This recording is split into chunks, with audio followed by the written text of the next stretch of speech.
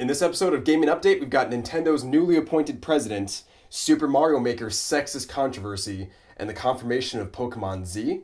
Guys, this is the most Nintendo-themed episode yet, so it's guaranteed to touch your inner child. Wait, did I say that right? I'm not gonna...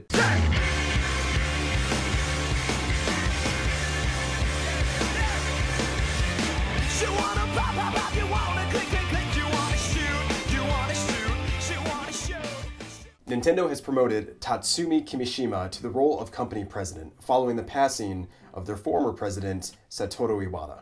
Kimishima was an unlikely choice, because he was actually the head of human resources at Nintendo, and frankly, he's not exactly the face of unbridled joy, right? But, I don't know, maybe this isn't a fair image to use. Let's look at another one. Okay, that's almost the exact same face. Can we get another? Okay, that's even worse. Can we get another one? That's a picture of a turnip, guys. Oh, there we go. Okay, here we see Nintendo President Kimishima having fun touching what looks to be, what is that, a Game Boy Advance? Wait, how old is this guy? Well, it turns out old Kimi here is actually 65, and that's an important fact to note because that's the retirement age in Nintendo. And Kimishima only intends to hold the position for 1 year, so it's really more of an interim position than a permanent one. I don't know how to end this segment.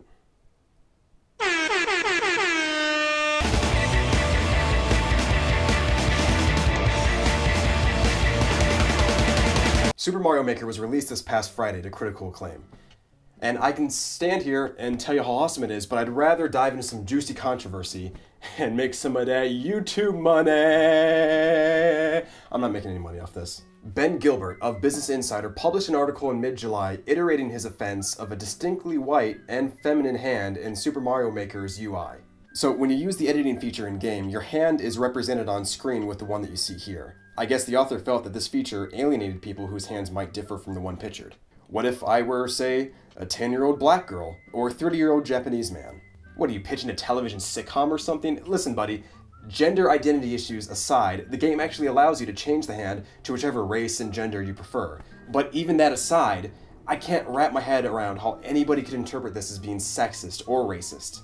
I tried the game and was immediately struck by the strangeness of a disembodied human hand, bearing little similarity in looks to my own, acting as a stand-in for my actual hand.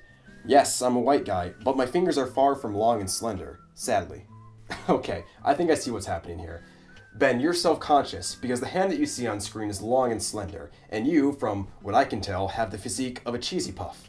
But you don't have to be ashamed of your fat little fingers, Ben, because nobody's going to make fun of that package of ballpark franks that you call a hand, when it's so much easier to criticize you for being a hack journalist who publishes clickbait articles with no substance. Ben, you had the opportunity to preview Super Mario Maker, and instead of giving your readers any kind of insight into how the game actually is, you decided instead to sucker punch Nintendo with a race card less than a week after their CEO died. Go f*** yourself.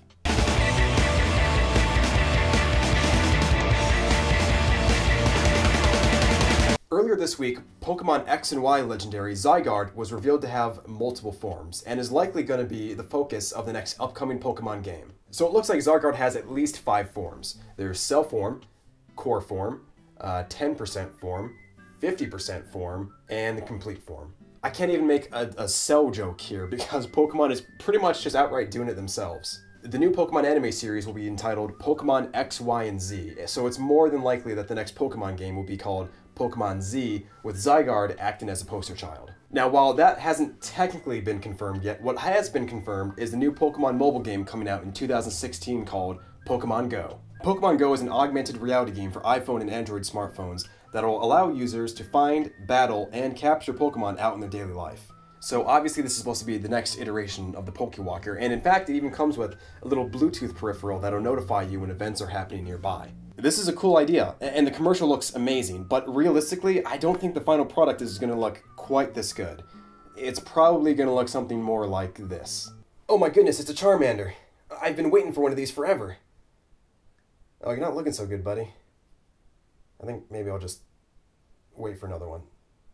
No, I'm good. Get the f*** off me. Get low when the whistle go. My favorite Pokemon is Krillin.